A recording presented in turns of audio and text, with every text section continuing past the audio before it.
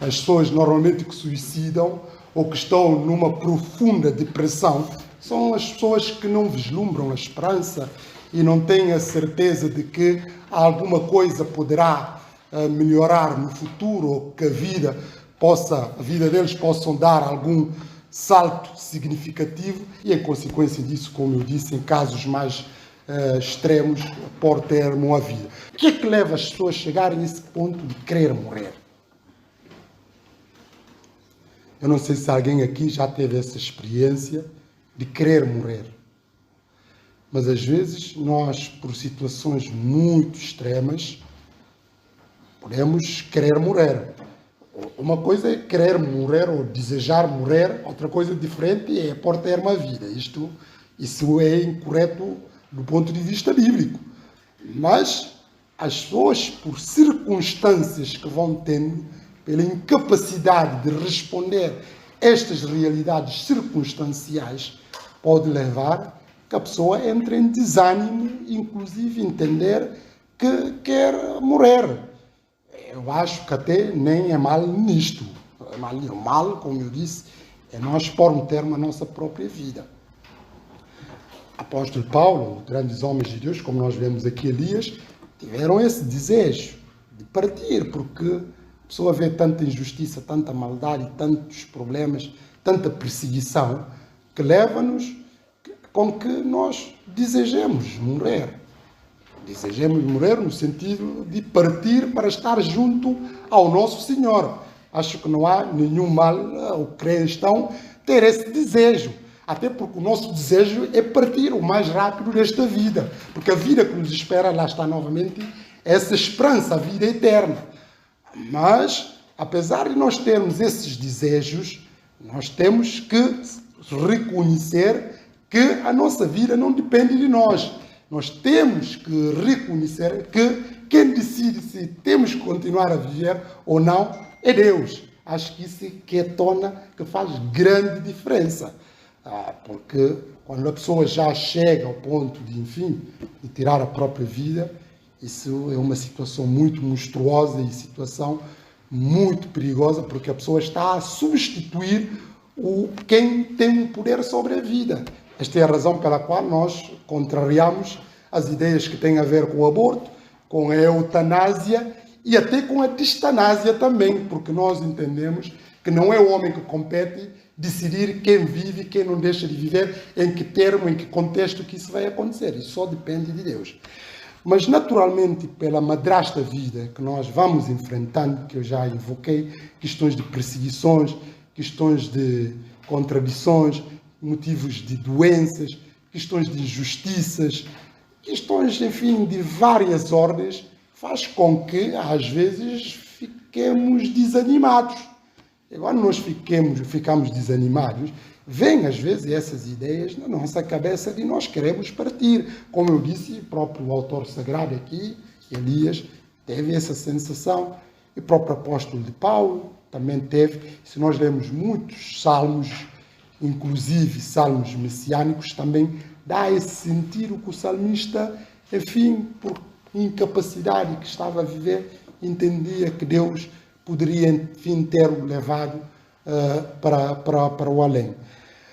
Por isso, como eu disse, o mal não está em nós termos este sentimento de queremos ultrapassar isto. O mal é quando a pessoa quer substituir a Deus e entrar numa situação já de suicídio. Isto é preocupante e é muito grave, porque está a arrogar-se de uma competência que não compete. Mas nós vemos aqui sentado, o profeta, enfim, desejou morrer. Desejou morrer por quê? Por causa de escândalo, por causa de perseguição. Escândalo, em primeiro lugar, de que as pessoas que deveriam dar um testemunho, que deveriam ser zelosos nas coisas de Deus, ou que se diziam ser filhos de Deus, neste caso, abandonaram os caminhos do Senhor, abandonaram os preceitos do Senhor e seguiram caminho, enfim, de perdição. E também o facto de ele entender que já estava sozinho e não tinha mais, enfim, ânimo, vontade e desejo de poder continuar a lutar. Mostrou que estava incapaz. E essas incapacidades, como eu disse, é recorrente e faz parte da natureza da vida. Mas ele não só quis morrer, podia querer morrer e pôr logo termo à vida, mas ele não fez isso. Como também se espera de todos aqueles que, porventura, possam ter essas ideias, às vezes, por fatores vários que já destaquei alguns destes fatores. Ele, o que é que ele fez? Além de querer morrer, dirigiu-se a Deus em oração e disse: basta, Senhor, tira-me a vida, pois não valho mais do que os meus antepassados. Lá está essa ideia primária que eu estava a dizer. Quem tem o direito de tirar a vida é Deus. Ele podia, porque ele queria morrer, podia executar o próprio ato de pôr termo à sua própria vida. Mas ele sabia, se fizer isto, estava a ir contra a palavra de Deus, estava, enfim, a arrogar-se do papel que não lhe compete. Ora, como não é ele que compete querer viver ou tirar a sua vida e por aí fora, pediu a Deus que Deus lhe tire a vida. Basta, Senhor, tira-me a vida, pois não valho mais do que os meus antepassados. Os antepassados tentaram muitas coisas e não conseguiram. E ele associa-se aos seus próprios antepassados. No versículo 5, depois de fazer esta oração, tendo em conta a trajetória, o cansaço também físico e o cansaço espiritual, quando nós entramos nessas situações, normalmente podemos começar a ter falências. Porque nós sabemos que nós resistimos quando, enfim, comemos e quando estamos bem com o sono. Se uma pessoa ficar muito tempo sem dormir, mesmo que não queira dormir, vai acabar por cair mesmo e dormir. E quer dizer, isso é mais do que claro. Ninguém pode ficar, ao não ser se estiver a tomar estupefacientes, mas isso já...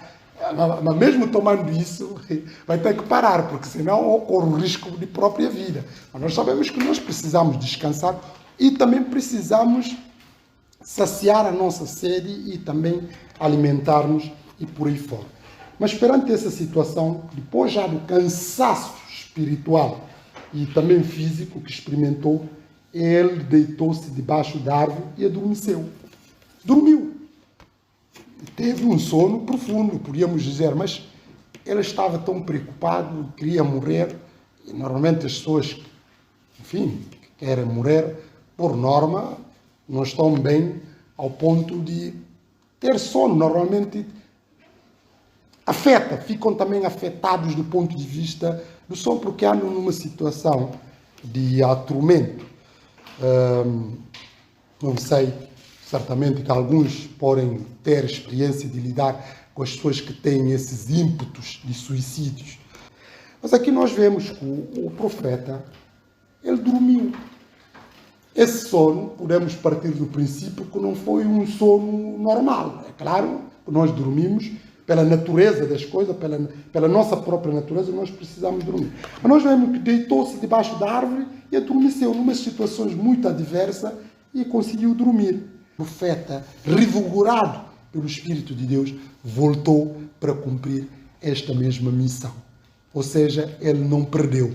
Ele não perdeu no seu desânimo e já não tem aqueles intentos de pôr termo à própria vida, mas ele conseguiu levantar-se para fazer frente, para continuar a combater, como diz o apóstolo Paulo, o bom combate da fé.